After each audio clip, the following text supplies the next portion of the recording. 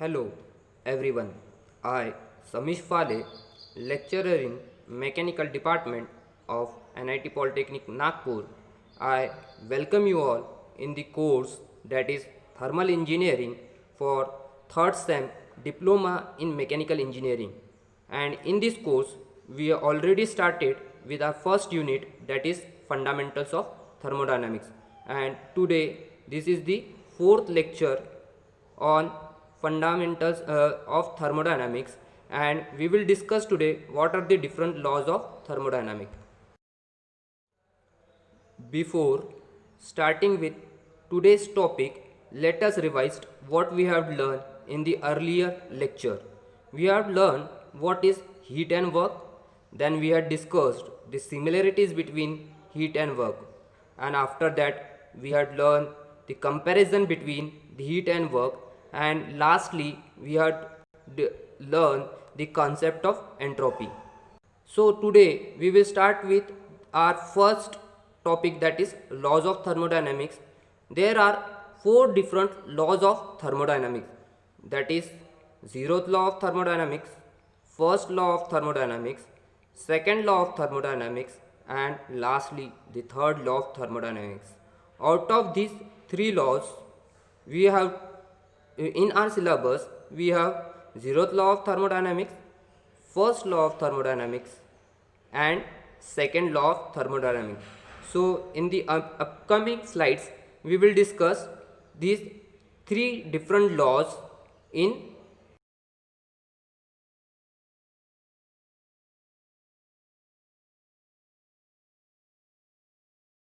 So firstly we will discuss the zeroth law of thermodynamics. So the zeroth law of thermodynamics is that if two system if two systems are in thermal equilibrium with a third system, if two systems are in thermal equilibrium with a third system, then they also in thermal equilibrium with each other.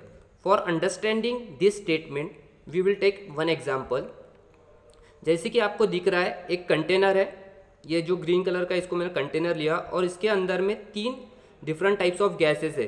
एक gas का नाम है gas ए, एक का है B और एक का है सी. और ये जो गैसेस है इसको मैंने डिफरेंट वॉल्स के साथ में क्या किया, पार्टीशन किया. जैसा ये आपको ब्लू कलर की जो वॉल दिख रही है, ये वॉल है आपकी कंडक्टिंग वॉल.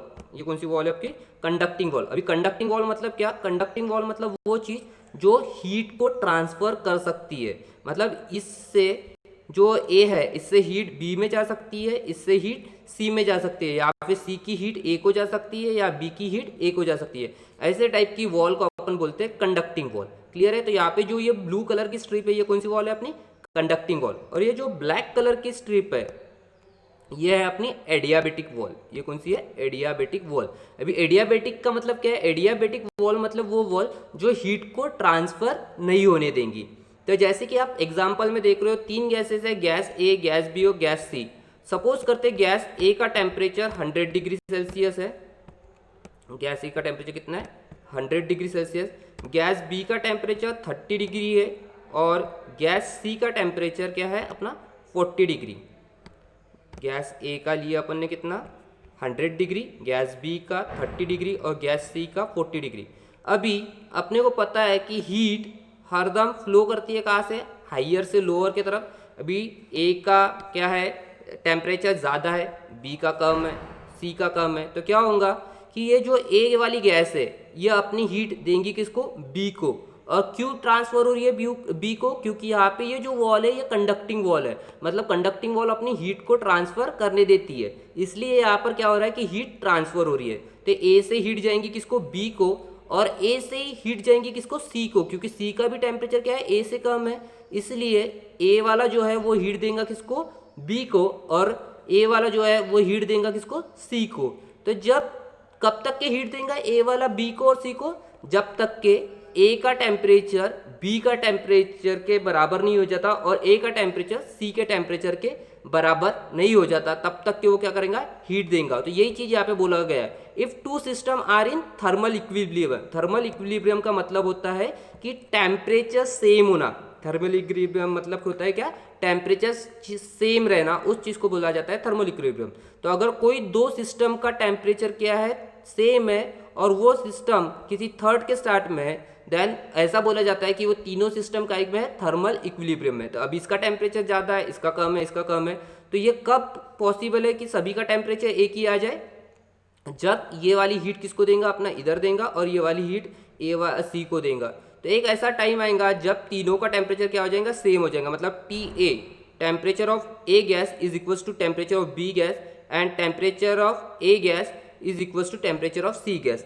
इस वाले कंडीशन को अभी क्या हो रहा है कि ए अपनी हीट बी को भी दे रहा था, इसलिए वो ए और बी का टेम्परेचर भी सेम होगा, ए और सी का भी टेम्परेचर सेम होगा। पर यहाँ पे एडियाबेटिक वॉल लगाया अपन ने, तो हीट बी से सी में नहीं जा सकती, ना सी से बी में जा सकती, क्योंकि एडियाबेटिक वॉल क्या करता है, एडियाबेटिक वॉल हीट को ट्रांसफर नहीं करने देता है। एडियाबेटिक वॉल में हीट ट्रांसफर क्या रहता है, जीरो होता है। अभी अपन नेक्स्ट एग्जांपल देखते हैं। सेम है, सेम कंटेनर है, सेम गैसेस है, गैस ए बी और सी। बस अपन अभी क्या कर दिए, ये जो प्लेट्स थी, जो वॉल्स थी, उसकी पोजीशन चेंज कर दी है। पहले अपन ने वॉल्स क्या रखे थे, ब्लू कलर की वॉल जो कंडक्टिंग वॉल थी, वो किसके बीच में थी, ए बी और सी के बीच में। अभी वो कंडक्टिंग वॉल सिर्फ लगी है किसके बीच में, बी और सी के बीच में। और जो एडियाबेटिक वॉल पहले बी और सी के बीच में लगी थी, वो लगी है अभी आपकी कहाँ पर, ए बी और सी के बीच में। अभी एडियाबेटिक वॉल ए बी और सी के बीच में, तो क्या होगा, ए से टेम्परेचर ए की हीट ना बी को जाएंगी, ए की हीट ना सी को जाएंगी। उसी तरीके से बी की हीट ना ए को जाएंगी और ना ही सी की हीट ए को जाएंगी, क्योंकि ये क्या एडियाबेटिक वॉल है, तो हीट ट्रांसफर इस टाइम पे क्या हो जाता है, जीरो हो जाता है। बट बी और सी के बीच में कौन सी वॉल लगी है, अपनी कंडक्टिंग वॉल। बी और सी के बीच में कौन सी वॉल लगी है, अपनी कंडक्टिंग वॉल। मतलब इसमें हीट ट्रांसफर हो सकता है, कहाँ से, बी से सी के तरफ, बी से सी के तरफ, और सी से ए के तरफ, यहाँ पे हीट ट्रांसफर हो सकता है। पर अपन इसमें ये ऑब्जर्व कर रहे हैं कि बी से सी की तरफ ना ही हीट ट्रांसफर हो रही है, ना ही बी से सी की तरफ, ना ही सी से बी की तरफ हो रही है। मतलब कि जब अपन ने पहले वाले इसमें देखे थे कि ए का टेम्परेचर बी के इक्वल आ गया था, और बी का ए का टेम्परेचर सी के इक्वल आ गया था, तो इससे अपने को ये पता चल रहा था कि जितना ए का टेम्परेचर होगा उतना ही बी का होगा, और जितना ए का टेम्परेचर होगा उतना ही सी का होगा। अभी दोनों के टेम्परेचर सेम है, मतलब ये कायम है, थर्मल इक्विलिब्रियम में। इसी वजह से अपना क्या होता है कि ये टेम्परेचर चेंज नहीं होता है। तो यहाँ पे क्या आएगा अपना, temperature B equals to temperature C. Conducting wall होने के बावजूद इन दोनों के बीच में टेम्परेचर चेंज नहीं हो रहा है, इस वाले चीज को बोला जाता है थर्मल इक्विलिब्रियम। और लास्ट में अपने को मिलेगा क्या, temperature of A is equals to temperature of B और is equals to temperature of C. तो इस वाले चीज को बोला जाता है अपना क्या, thermal equilibrium.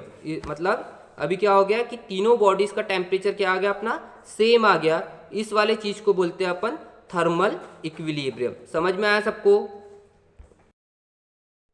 So there is one question from my side for you all, that what do you find from zeroth law of thermodynamic. इसके पहले अपन ने जो जीरोथ लॉ ऑफ थर्मोडायनेमिक्स पढ़े, उसमें आपने ऐसा क्या चीज फाइंड आउट की है, वो आपको सोचना है और लिखना है आपके कॉपी में। तो उसके लिए क्या करो, ये वीडियो को पॉज करो कुछ देर के लिए, और उसके बाद में पॉज करने के बाद में आपको जो भी चीज़ लग रहा है कि आपने जीरोथ लॉ से क्या फाइंड किया, वो चीज़ वहाँ पर मेंशन करो। क्लियर है? तो सभी जन पॉज करेंगे ये वीडियो को।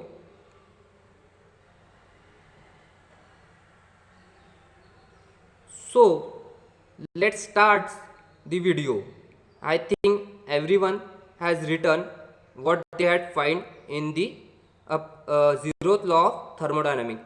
So now we will see what we had find in zeroth law of thermodynamics.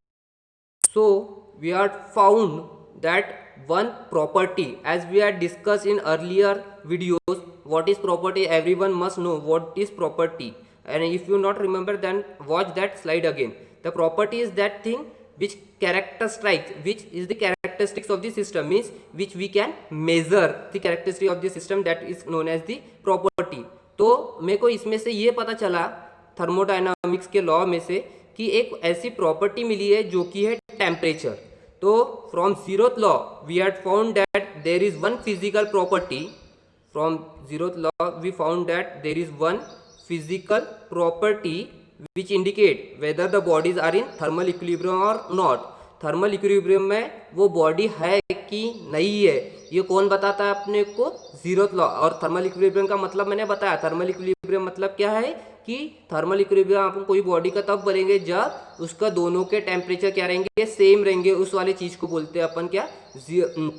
Thermal equilibrium. और दोनों के टेम्परेचर सेम रहना, तो टेम्परेचर सेम रहना मतलब अपने को कौन सी प्रॉपर्टी पता चल रही है? जीरोथ लॉ से टेम्परेचर। तो if the temperature of the bodies are same then the bodies are in thermal equilibrium with each other. जैसा कि मैंने अभी बताया कि थर्मल इक्विलिब्रियम में बॉडी कब बोली जाएंगी कि थर्मल इक्विलिब्रियम है? जब उन दोनों बॉडीज का या तीनों बॉडीज का टेम्परेचर क्या रहेगा? सेम रहेगा। उस वाले टाइम पे अपन बोलते हैं कि बॉडी का है थर्मल इक्विलिब्रियम में। So zeroth law is use to measure the temperature of body. तो जीरोथ लॉ काय के लिए यूज करते हैं अपन? टेम्परेचर मेजर करने के लिए। तो अगर आपको कभी भी किसी ने पूछा कि जीरोथ लॉ से आपको क्या फाइंड आउट होता है, तो जीरोथ लॉ से अपने को क्या फाइंड आउट होता है? अपने को पता चलता है टेम्परेचर ऑफ बॉडी। तो कोई भी बॉडी का अपने को टेम्परेचर अगर मेजर करना है तो वो कौन से इससे मेजर करेंगे अपन? जीरोथ लॉ से। क्लियर है?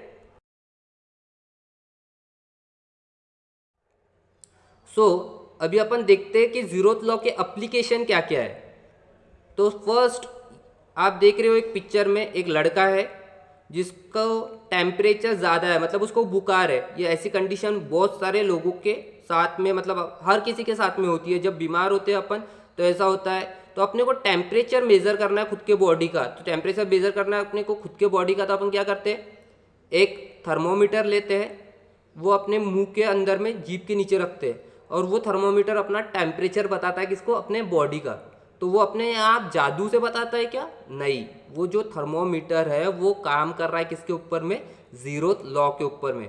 अभी वहाँ पे 3 बॉडी बोले तो आपने देखे होंगे थर्मोमीटर का जो नीचे वाला हिस्सा रहता है वो थोड़ा सिल्वर कलर का रहता है जिसको बोला जाता है बल्ब। तो होगी एक बॉडी। दूसरी बॉडी आप देखोगे तो थर्मामीटर के अंदर में एक लिक्विड फिल रहता है जिसको बोला जाता है मर्क्यूरी।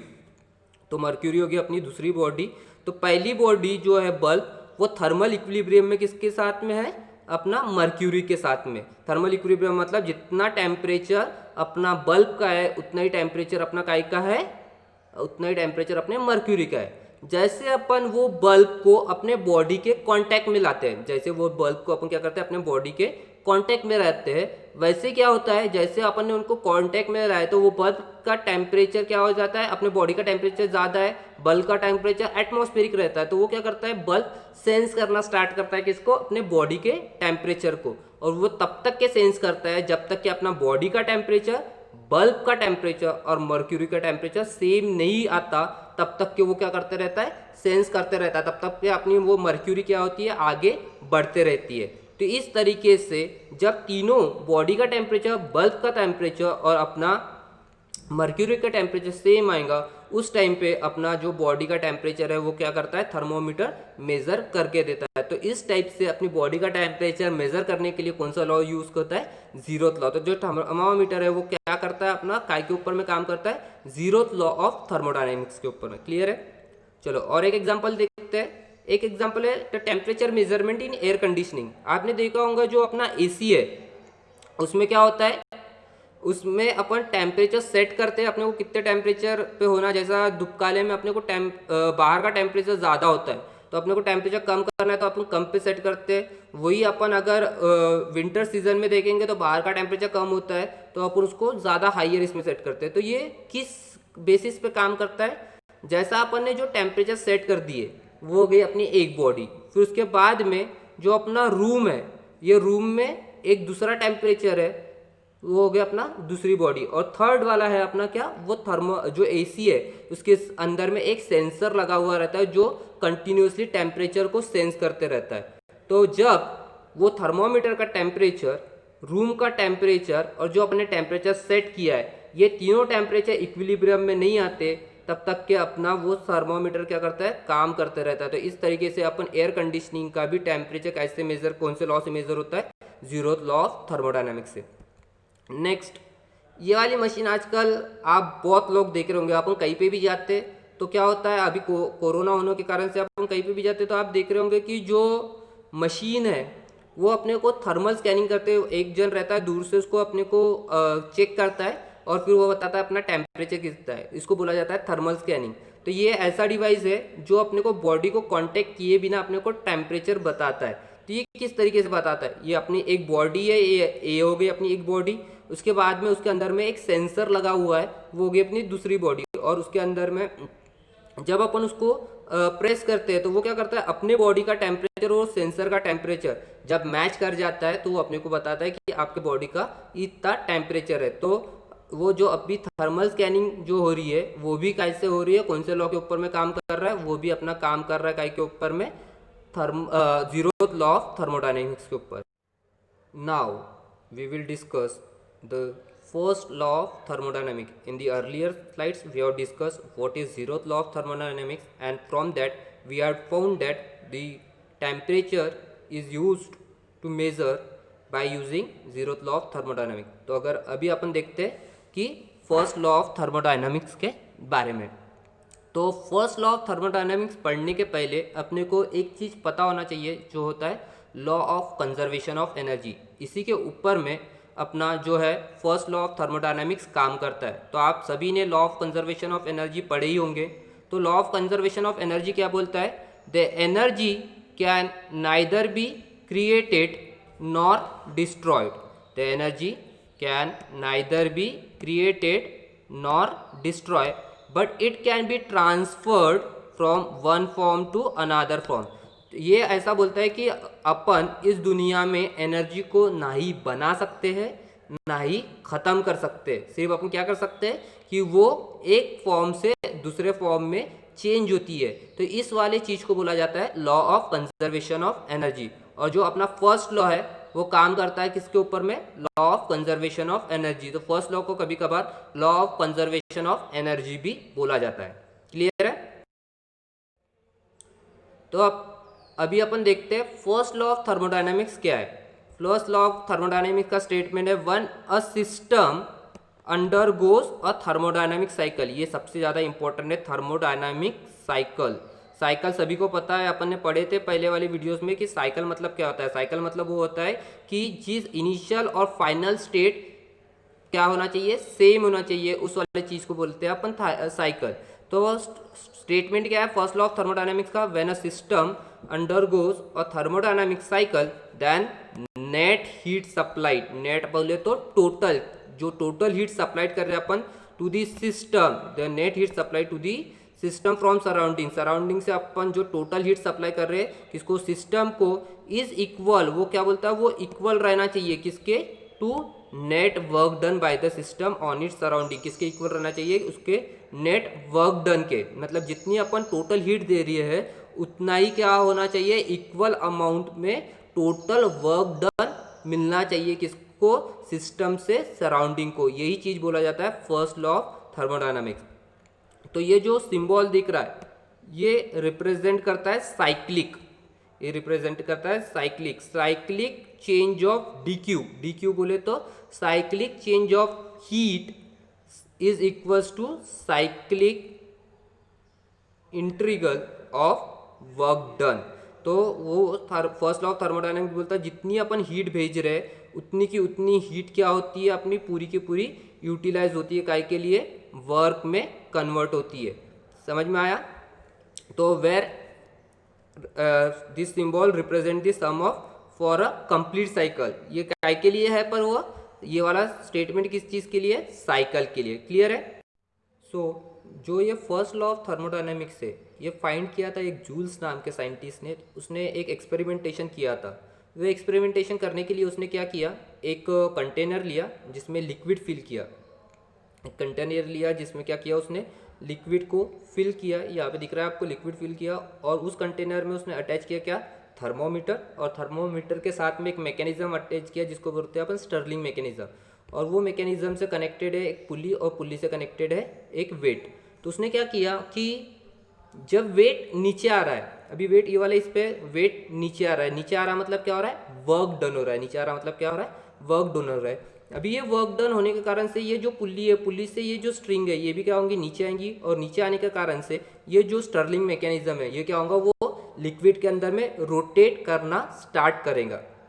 तो लिक्विड के अंदर में रोटेट स्टार्ट करेंगे तो क्या हो गया, वेट नीचे आ गया, वेट नीचे आ गया मतलब वर्क हुआ, और वो वर्क क्या हो रहा है, ये मैकेनिज्म जब वो लिक्विड के अंदर में घूम रहा है तो वो लिक्विड का क्या हो रहा है, टेम्परेचर इंक्रीज हो रहा है। तो लिक्विड का क्या हो रहा है, टेम्परेचर इंक्रीज हो रहा है, मतलब वर्क करने के कारण से उसके अंदर का वो जो टेम्परेचर है उसका क्या हो रहा है, अपना हीट बढ़ रही है, उसके अंदर की हीट क्या हो रही है, बढ़ रही है। तो जैसा अपन इसमें देख रहे हैं ग्राफ में 1 से 2 क्या हुआ, अपन ने वर्क डन किए, मतलब वेट नीचे आया, मतलब क्या हुआ, वर्क डन हुआ, और वो वर्क डन होने के कारण से ये क्या हो गया, इसके अंदर का जो टेम्परेचर है वो इंक्रीज हो गया, मतलब हीट एनर्जी क्या होगी उसमें चेंज होगी, मतलब वर्क डन करने के कारण से अपने क्या प्रोड्यूस हुआ, हीट प्रोड्यूस हुआ। तो ये अपन ने रिप्रेजेंट किए कैसे, 1 से 2 में।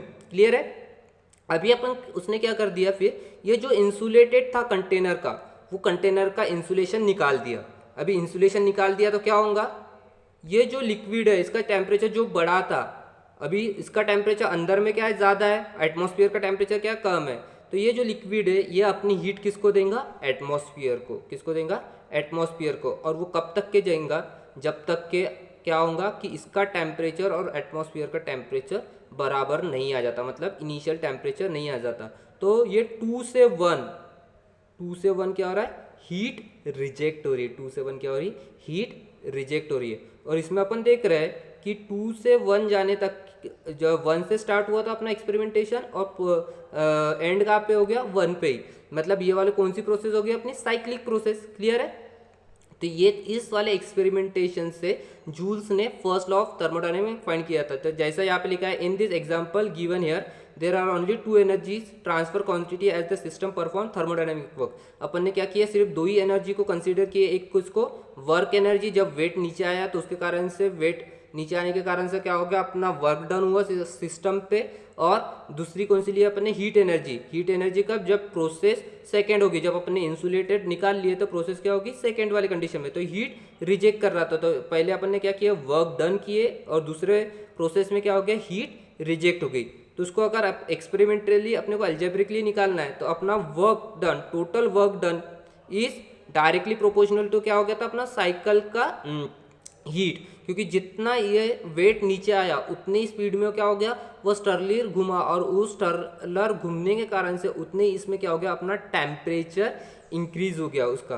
तो net summation of W cycle, पर ये एक का नहीं है, ये साइकिल बोल रहा था, साइकिल में समीशन, साइकिल का submission is directly proportional to cycle का हीट।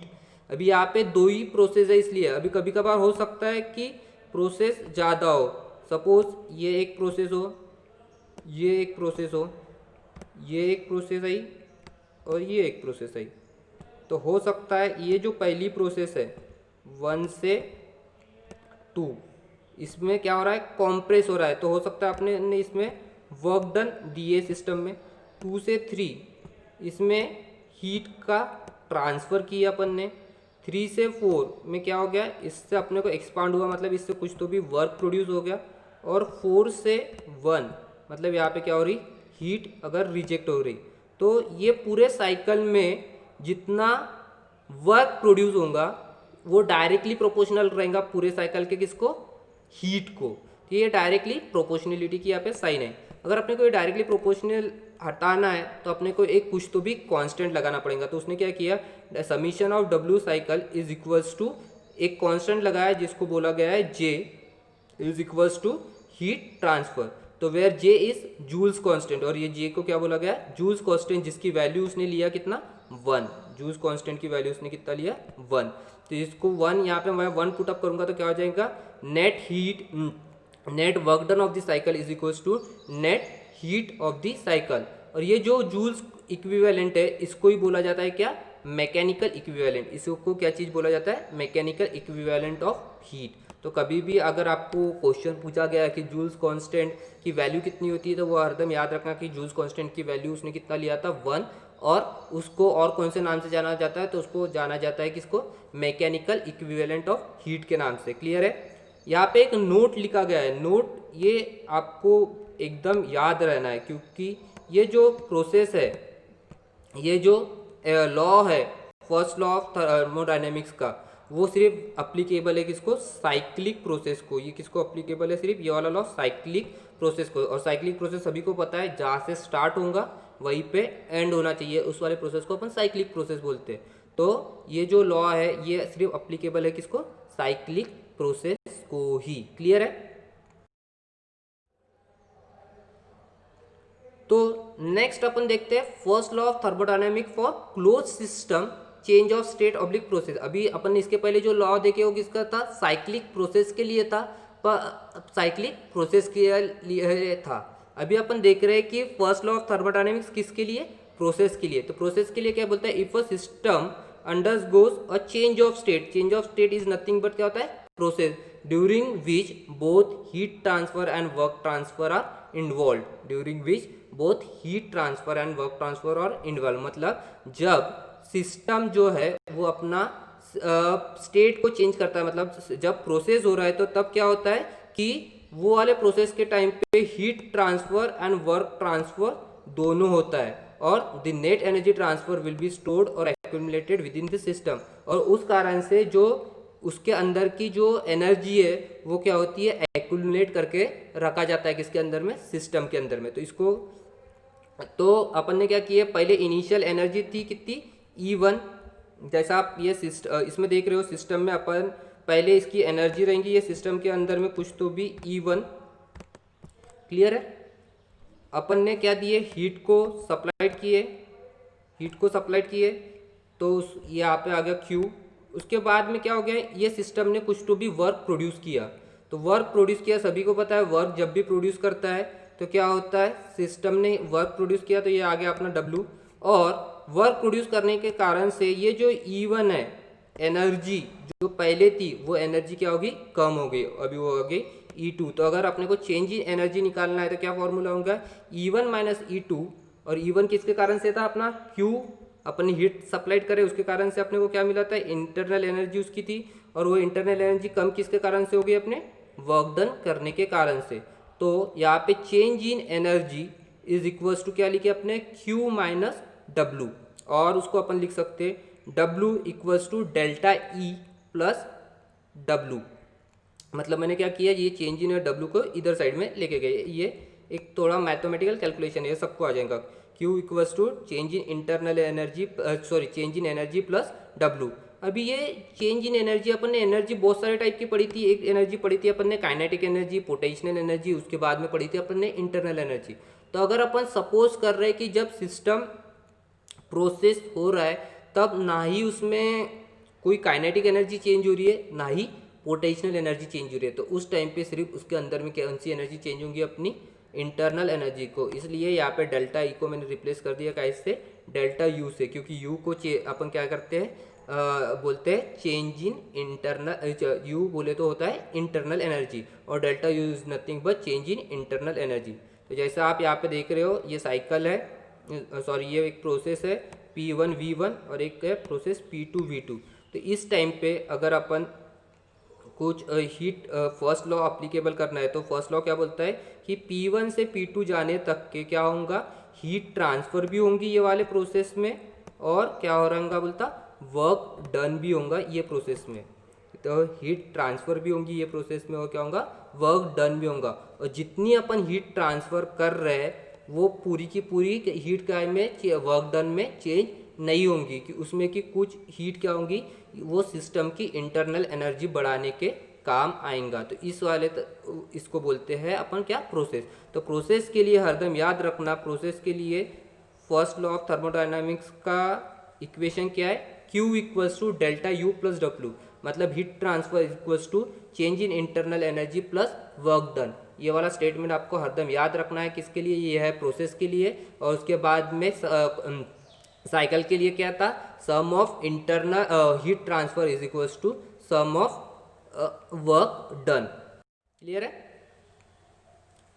तो चलो आज डिस्कस करते हैं अपन ने आज अभी तक के क्या पढ़े। सबसे पहले तो अपन ने पढ़े जीरोथ लॉ ऑफ थर्मोडायनामिक्स क्या होता है। उसके बाद में देखिए प्रॉपर्टी कौन सी काम में आती है, किसके, जीरोथ लॉ ऑफ थर्मोडायनामिक्स में। उसके बाद में अपन ने देखे law of conservation of energy, उसके बाद में अपन ने देखे फर्स्ट लॉ ऑफ थर्मोडायनामिक्स, और उसके बाद में अपन देखे property related to first law of thermodynamics. तो जैसा जीरोथ लॉ यूज होता है काइक को टेम्परेचर मेजर करने के लिए, वैसा ही फर्स्ट लॉ ऑफ थर्मोडायनामिक जो मेजर करता है वो मेजर करता है इंटरनल एनर्जी। तो अगर आपको कभी भी किसी ने क्वेश्चन पूछा कि फर्स्ट लॉ ऑफ थर्मोडायनामिक्स से आपको क्या फाइंड आउट हुआ, तो फर्स्ट लॉ ऑफ थर्मोडायनामिक्स से आप बोलोगे हमारे को चेंज इन इंटरनल एनर्जी कितनी होती है वो फाइंड आउट होता है कहाँ से, फर्स्ट लॉ ऑफ थर्मोडायनामिक्स से।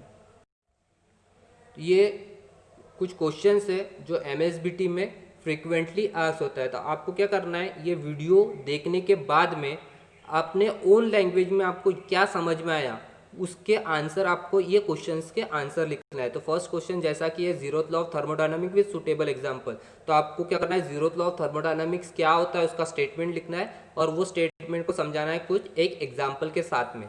नेक्स्ट क्या है, explain first law of thermodynamics, तो फर्स्ट लॉ ऑफ थर्मोडायनामिक्स क्या होता है वो आपको एक्सप्लेन करना है और वो चीज़ लिखना है। और एक है state law of conservation of energy, और law of conservation of energy क्या होती है वो आपको एक्सप्लेन करना है। क्लियर है? So thank you everyone, and if you are having any kind of doubt related to today's topic which we had learned, that is zeroth law of thermodynamics and first law of thermodynamics, you can contact me on my mail id as well as on my whatsapp number, or you can call me at any time. So thank you. In the upcoming lecture we will discuss what is second law of thermodynamics